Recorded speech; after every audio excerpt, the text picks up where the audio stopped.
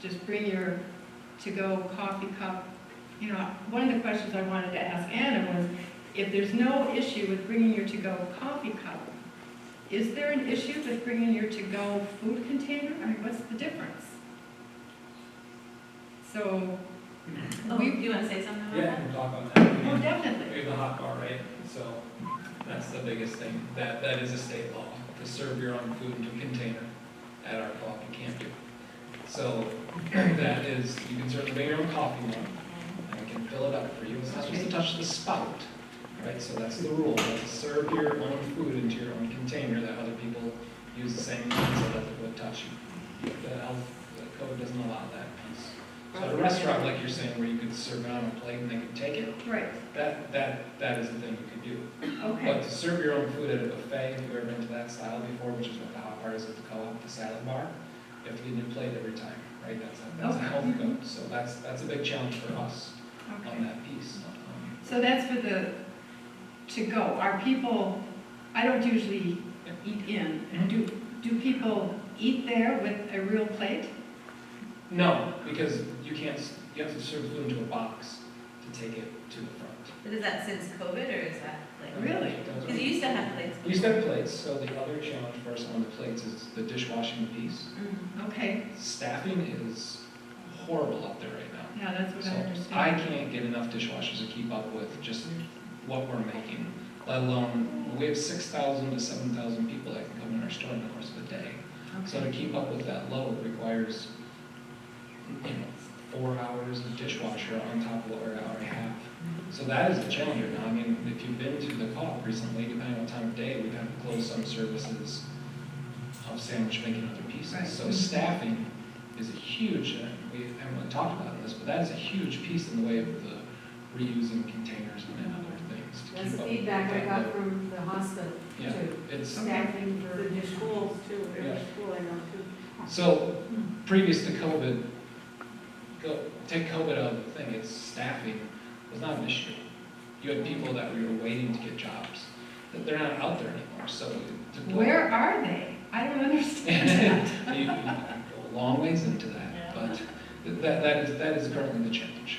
Okay, Is silverware, like metal silverware, right now we encourage people to bring your own silverware with you.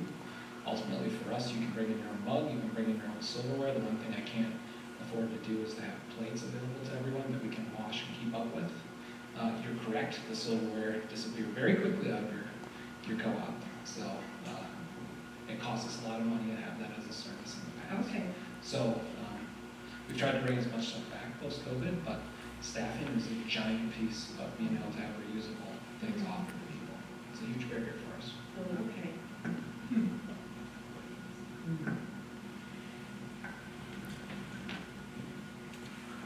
So part of the bring your own,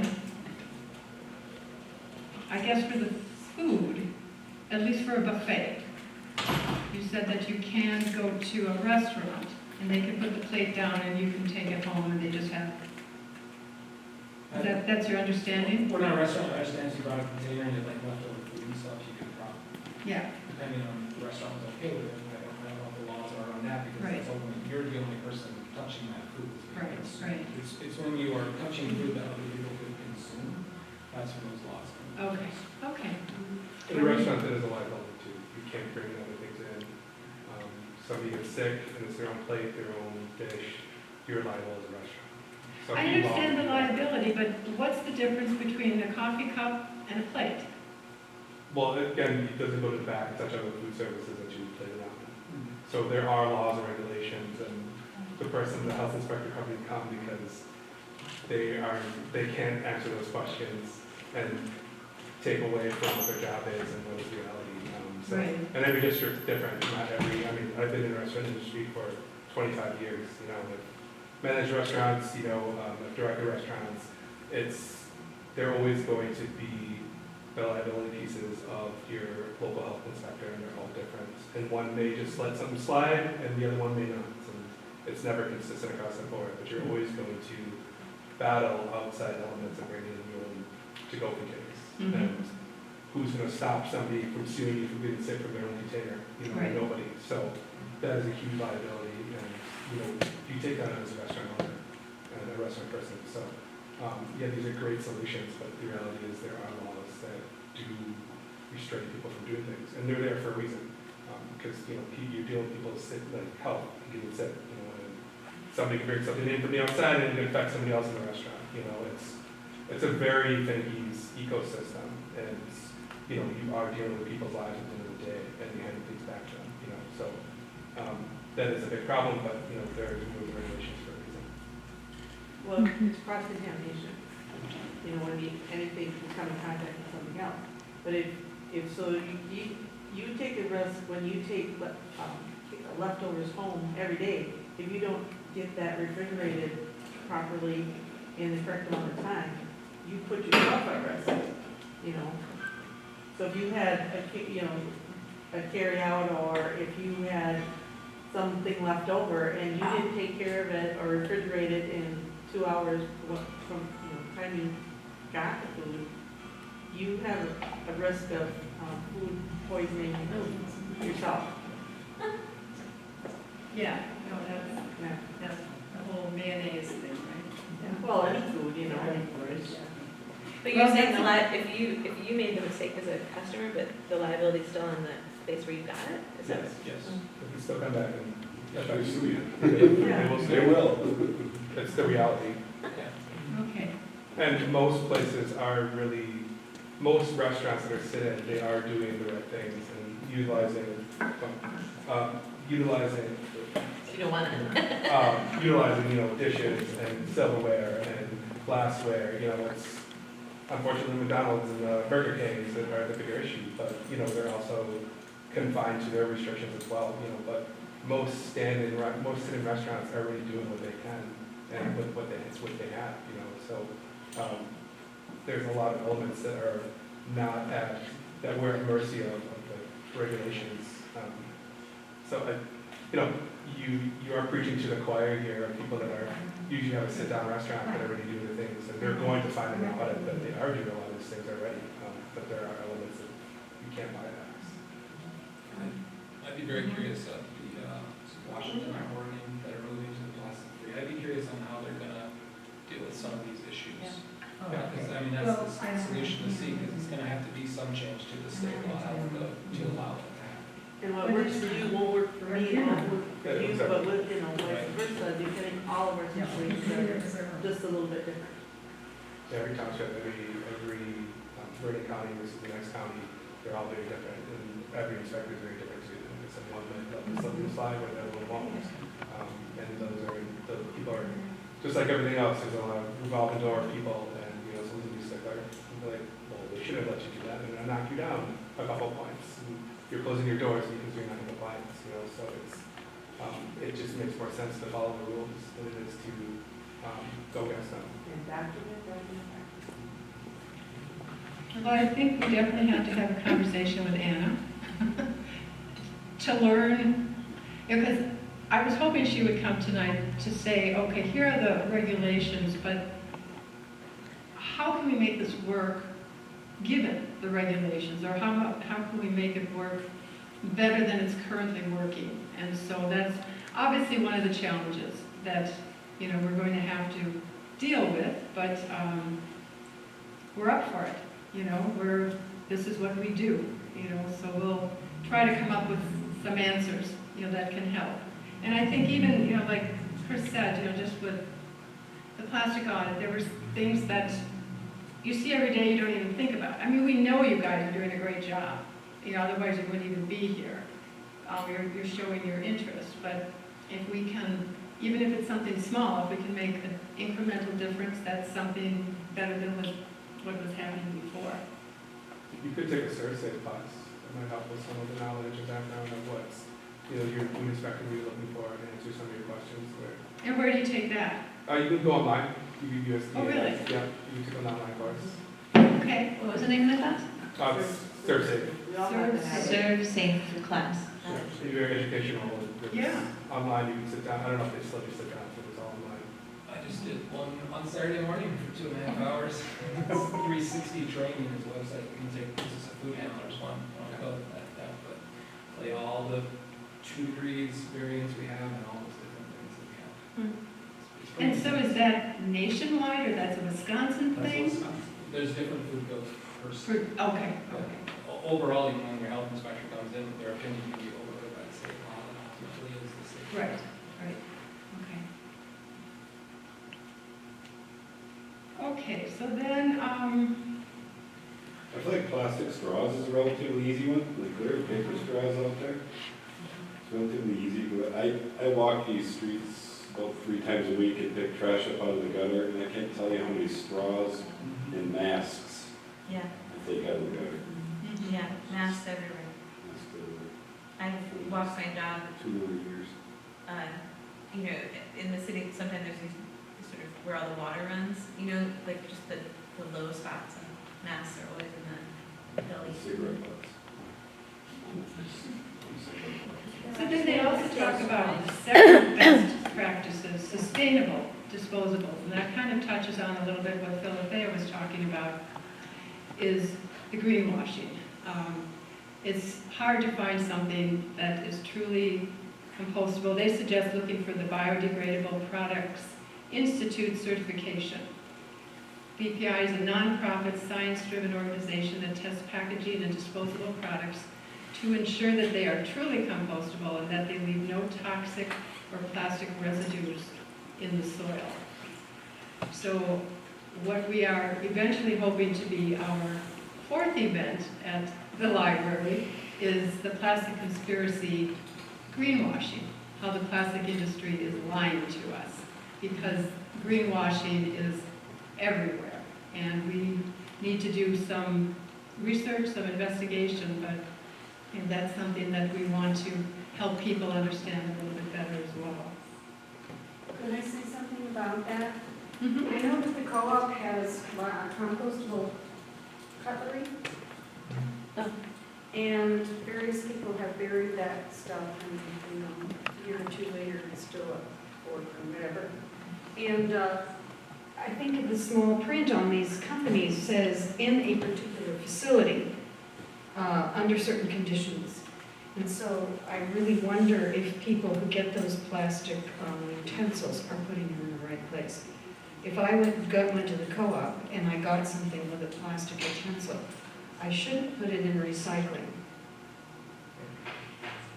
And I shouldn't put it in, You can't really safely put it in any you place. can't put it any place, because basically, wouldn't the co-op have to be collecting them all and sending them to this particular facility? Which I don't have access to. And I don't think so. So, I mean, that's greenwashing. Well, So everybody's feeling really good about getting a compostable fork, but let me speak on that, because this does feel like shame, and seriously. I don't mean it to be that way. I think they're fooling you.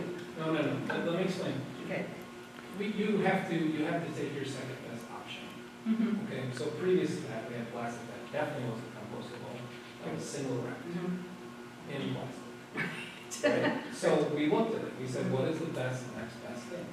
Right? So it is a thing that could possibly be composted. It will break down broken plastic. It's not the best, but it's a better solution for us, because we're getting out of a single plastic wrap over the top of it. And You have. yeah, it's the dispenser that we got. Oh, okay. No plastic. So No, that was our biggest thing, that's saying, a good step. we need people to take things out. So there's the solution for us would be to find 3 more dishwashers and be able to go to that. But we took the next step to get closer to that. So Right. we did get rid of. Well, and I think we're talking about taking baby steps. Oh, Taking absolutely. steps and taking steps. Yeah. So Yeah, I didn't mean. you know, the Twin that. Cities have But- that program. They have the anaerobic composting program. That's available. So that same cutlery up there, but the challenge for us is, we would take a business like Sanitation, which is now, I can't remember the model, GFL, to bring in a composter. So that's the company to approach on this level. And that's a good idea, because that could serve, 3 counties or something, right? The cost of that, so I worked at Willie Street Co-op previously here, and we tried to do some of our own composting. You can't keep up with it, the cost of it. Honestly, the facility that we needed is just too big for, probably even growing for 4 gallons, let alone a single business. So that product they have would be great. I'm not in the better than the product we have. Right. But could you collect those forks in a particular box and say, this is where you put your compostable forks? But then what would you do with them? Then I'm gonna have, You have to put a stamp Sure. on it. I'm gonna have to get, and then we've got the food waste laws that people bring, I mean, like, the thought is, it's comparison. So our steps forward. Now, it takes the consumer to really push this for us to get the change, but speaking to the local garbage collector is the place to go and get a strong push, and not just from the same business, but from consumers. So if that facility is a mile from the co-op, everyone's very excited that that's what we carry, right? Because now it's going to be true. I don't have something, there's not a product to be on the market that's going to break down in 3 months no matter what it goes. It's not available. So if I had that, I would love to bring that in, but this is the best option. Good, I'm glad you're, because we want to hear what the challenges are for the food businesses. I mean, this is what we have to identify. It is a huge challenge. Yeah. I just wanted to chime in terms of like brainstorming, like for the businesses. It sounds like it's all about education, you know, and then the nexus of a teachable moment is when a customer comes in and like I wasn't aware in terms of your dispenser that you've made that step. I applaud that, and I'm imagining now like there'd be a little place in your store, your restaurant, where there's a little information on the steps you have been taking, or it like falls under the umbrella of Viroqua being plastic aware. We're not free yet, but we're aware of the problem and we are doing something. So it's planting that seed in the consciousness of your consumers, your customers, when they come into your place. And as an educator, it's like that I would encourage us to like use those opportunities. It doesn't take up too much real estate. It's a little placard, it's a little information, you know, and it's good for everybody. The customer learns something, and it helps them know you better as a business. I think as we're talking, that is the one thing we can probably do better is just inform people of all the decisions we do make. Yeah, I think where you do well, hey, we want to know about it. And I see us as a partnership because businesses are having such a tough time with dishwashers and with staffing and all of that. So here we are customers, and there is such a thing as bamboo and wooden and all kinds of stuff that we can carry into the store and bring with us along with our mug and along with our bottles. We can have a whole deal where that's part of what we need to help you. And maybe we need to be told that. Will you bring this? We sell it. Will you bring it and be a partner with us in helping to solve the situation? So I And think again, that maybe some kind of an incentive, you know, Exactly. bring your own, whatever you can, you know, as much as you can that is allowable. Right. And you get a little bit of a discount or something like that, or you get your Exactly. picture on the wall or something. Exactly, or part of a plaque or something. I mean, you know, good customer of the week or good customer of the Yeah. month. I don't know, whatever. But we could brainstorm that. But I think we customers have an obligation too. Yeah, I love the idea of what you just told. I had no clue. And I think, you know, Tom's idea of just a little, hey, did you know, we just did this, you know, it's, again, not plastic free, but plastic aware. We're moving in the right direction. Yeah. I think would be wonderful. Yeah.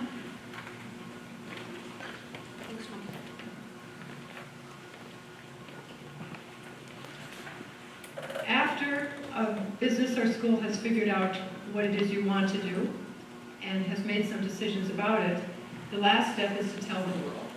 And, you know, you can do that in fun ways, you know, with signs, definitely, letting people know that you're greener than you were the day before. Use Yelp, break it up, get creative. And I think as aware as the businesses in this area are, as we make these steps forward, you know, it's just going to become greater. And I think, you know, that's exciting to think that we can have that impact.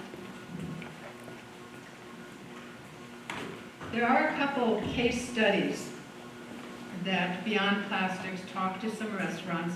One of them is La Playa Mexican Grill, and they are a polystyrene-free restaurant. They replace their plastic to-go bags and straws with paper and plant-based ones, which are supplied only upon request. They were the first restaurant in Port Aransas, Texas, which is an area greatly impacted by the petrochemical facilities, to adopt these sustainability measures. The owners of the restaurant did so because it was the right thing to do. And they located green alternative packaging through Cisco Foods, which kind of surprised me. They haven't seen the need to raise prices. The customer response has been favorable. The staff has not been impacted by an increase in work or customer management. And the owner, Mr. Velazna, wishes the area Chamber of Commerce would make the city a green zone, so other cities or other businesses would have to follow suit. They've been reducing plastic for 14 years. They have 12 inside and 4 outside tables, and they serve an average of 250 meals a day, more in the summer. So they were very successful. And then the other one is the Orange Crush Lifestyle Eatery. They are on the East Coast. And they are health-focused casual dining. They also provide catering and takeout. And responsible environmental practices were central to their business model, which they were, for all of you who are here tonight. Finding sustainable serviceware and vendors required intensive research early on. And they are now a member of Surfrider Foundation's Ocean Friendly Restaurants program, which assists restaurants in their environmental stewardship by guiding decisions surrounding packaging, recycling, ingredient sourcing, and energy efficiency. They carefully walk the line of what they can absorb as a business and how much of the cost to pass on to customers. They've been reducing plastic for 7 years. Since their inception. During that time, they've expanded to 10 locations. They have 15 to 70 tabletops, depending upon the location, and they serve 200 plus meals per day per location. So even those, obviously they're probably not plastic free, but they've made steps that help them become more successful, more popular with customers, and ended up in the long run saving them money. So we are here to do a plastic audit with whomever might want one, to do some research once you have identified items that you might want to replace with reusables. We can certainly provide you with the information regarding the subsidy program from plastic-free restaurants. So we really are committed to being a resource to do perhaps some of the work that you don't have the time for, but want to investigate. That's just kind of geekiness that we have. This is just our thing. So we welcome you in taking advantage of our invitation and moving more towards ditching the disposables in Viroqua. I also would like to encourage anybody that would like to join us or want more information or just be in touch with us. We have a sign-up sheet, and we love to hear from you. And we have a lot of fun. So, Quick question. You were talking a lot about how you can save money, or this is you save money in the long run. Are there any specific numbers that are associated with that? Has stuff like that been released, or what exactly will it save you, or things like that? The study that I was talking about earlier said anywhere from $3,000 to $22,000. So, Thank you. But 100% guarantee that you will save money. Well, some of the links that are in the material go to cost calculating guides to help a business figure out what their savings might be. So there are resources in the online material to help a business do that. You might not know the answer to this, but I was hearing some people say, these, the silverware gets thrown away on accident. Even back when I went to school, that was always a problem still. Does that calculator take into effect replacement costs as well? Do you have any idea? I have no Okay. idea. No. I didn't think you'd know that We answer, just have to but. teach people not to throw away silverware. Well, now I understand, I know we go to Gustavus Adolphus College every year for the Nobel Conference with my students, and they always just take the whole tray. They don't, and I was like, they don't have you compost, they don't have you do all this, there's no empowerment for the student, but now I see why, so you're not throwing away your silverware. I'm a solutions guy. What I've heard from most of us here is that silverware is a big problem for a couple of reasons. Number one, just nobody's there to wash the darn stuff. And number two, it disappears. Somebody, I think you mentioned offhandedly, maybe there is a market solution here. You said that you like doing the geeky stuff. Maybe we could all at least go home and take a look and say, okay, here's what I'm spending on disposables. We could at least get that idea of how much money we're all spending on disposable, single-use plastic, and then figure out what would it cost us to all go to back to metal. Is there a market opportunity for someone to start a dish silverware service? Is the co-op, is the school, is Noble Ryan in a position to contract with this service? You pick it up, you clean it, you bring it back. I don't know how good that feels to you, taking silverware out, bringing it back in. It may be that we find that, gee whiz, we are spending twice as much on this as I would if I did pay a silverware service. So if we're looking for solutions, and we've offered to do the geeky stuff and run the numbers, that may be an area where we can at least say, this is what I'm spending. We can understand what the actual cost is and what the cost of the alternative is. That may be an opportunity to move the needle, especially for the schools. You're just throwing 700 at least pieces of silver, plasticware in the trash every day. Is it a fork, a knife, and a spoon? Generally just a spoon. Just a spoon. So 700 pieces going in there. You're probably throwing 1,000 in the trash a day.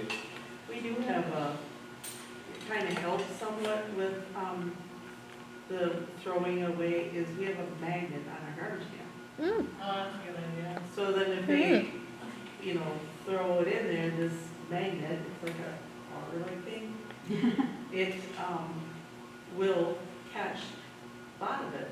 But if there's like napkins or food on this, so that that magnet won't draw that, then it's like right Well, and another idea would be if businesses decide that they want to replace the same thing, you could buy it, buy it as a group and get the discount, for a quantity purchase rather than, somebody buying 100, somebody buying 50. That might be another thing. And again, that's part of the community thing. Let's approach this Well, together. I think everybody here knows that the price of everything has went up considerably. Give me 8 months. It'll double again. I used to buy metal silverware for, I think it was like $3 or $4 for 32 spoons or forks. Now that same thing is $70. So, and I don't see that getting any better either. So you invest in the silverware and they're throwing it away, it's just like, it's cheaper to have plastic because they're just throwing away. You gotta look at both sides. Maybe the kids get a sticker when they bring their silverware back to a special tray. That's another staff member that we do not have. Yeah. To make sure that, we had a staff member just washing the silverware in the, in the pan of soapy water and not in the garbage can. That would save a lot there. Yeah, that might be a good opportunity for volunteerism in the schools, like if you can't find people to pay. A senior citizen or Yeah, something. you mean like someone still the vitality to stand there and do it, but yeah. What about a student monitor? You used to have student guards and student, students take the opportunity to be participating in this. We employ our students to wash dishes, and I cannot get them to come in. And they get paid $10 an hour. Hey, what? $10 an hour, huh? $10 an hour to come and spray the trays off at lunch. They work 1 hour, 45 minutes, you get paid $10 a day. and I cannot get them to come in and work. Can you work with the social studies teachers to get social studies credit for community service? I don't know. It's so, there's such a Because fight, you know. sometimes getting school credit for something is an incentive, you know? Might want to talk to the principal about that, or the teachers. I don't know. I think that's such a social time for kids. It's literally the one break they have in the day. The last thing they want to do is to go and work. But that's just been my experience. So what do I know? You're right. I still You're right. remember. You're very right. I have a suggestion. Yeah. So, It's here, Jim. this is the group of people who are concerned and are making the steps forward. And a lot of times, we're the ones who get hit the most on the changes. Do more and more and more and more.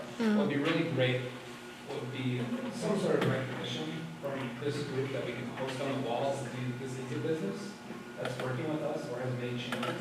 You'll find if you have a positive message for people, that more people are going to want to participate in that. So, these 6 businesses have worked with Viroqua Plastic Free. They've made changes.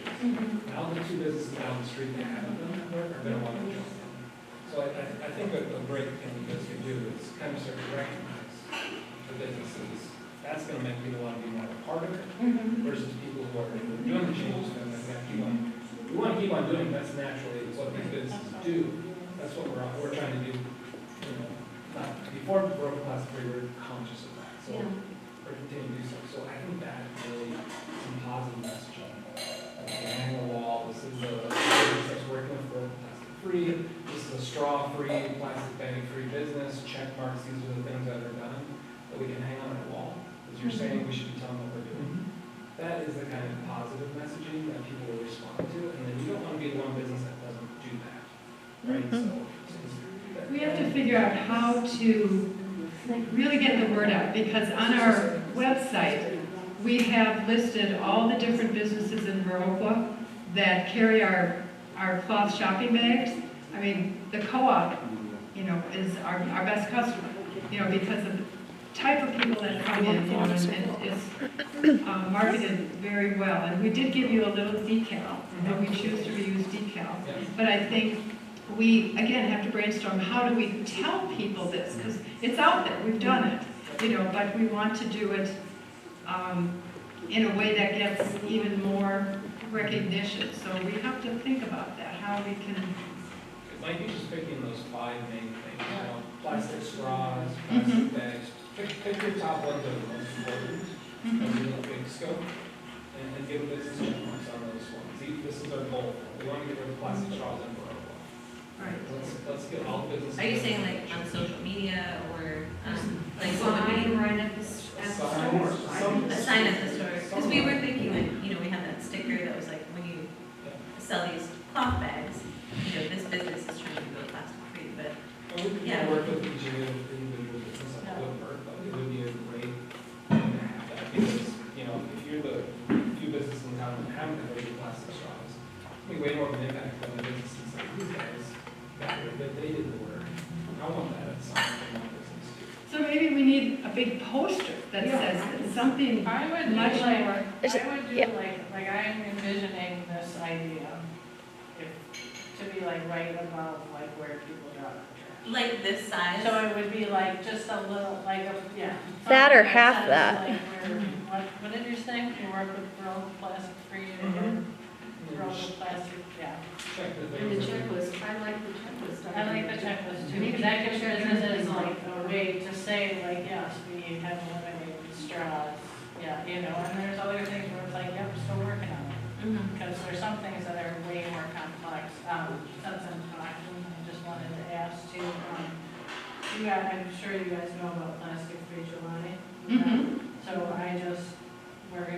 co-op is publishing an article about Plastic Free July, encouraging people to eliminate single-use plastic on their own and doing a little education about that as well. Oh, excellent. Yeah, so that'll come out in the June newsletter. Great. That's great. Yeah. Could you say your names again? 'Cause I'm Jen McCoy. Jen? Yeah, Jonah Fairley. and then Ingrid is here too from hiding there. Thank you so much for coming. Yeah. And so much more work.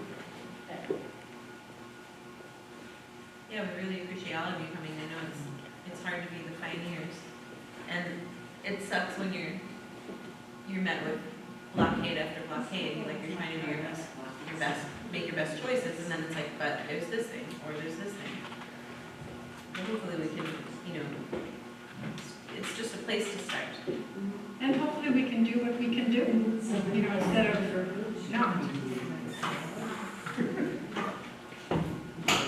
So I think we're done, unless you want to have more discussion. Yeah, we definitely wanted to make sure you felt like you could voice your concerns and challenges and ideas here for everyone to hear. And you can always reach out to us at growplasticfree at gmail.com.org. Well, the website is .org, the email, if you want to actually communicate with us. Gmail.com. Yeah. Sorry. There's a lot of that information in that booklet that we talked about today. All of it. Everything. Everything was in there. So this was, kind of a long way to just get out the key pieces of what's in this booklet for you to understand what is being offered. One of the key things is that there's money out there if you want to make a switch, so it doesn't have to cost you that money. If there's some other switch that you can make, we can help you with that in addition to an audit. Also, what I passed out was just a very quick survey. It's 3 questions. If you don't mind just writing your name and your business and the answer to those 3 questions, it's just like filling bubbles in. That will help us know what to do next. Round I of really appreciate you guys. Thank you for coming. Sorry, thank you. No, I was just gonna say, let's give a round of applause for the Plastc.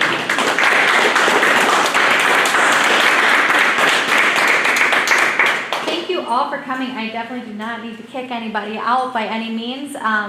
So feel free to stick around and kind of talk for a little while longer. We're open till 8, but we may be cleaning up around you.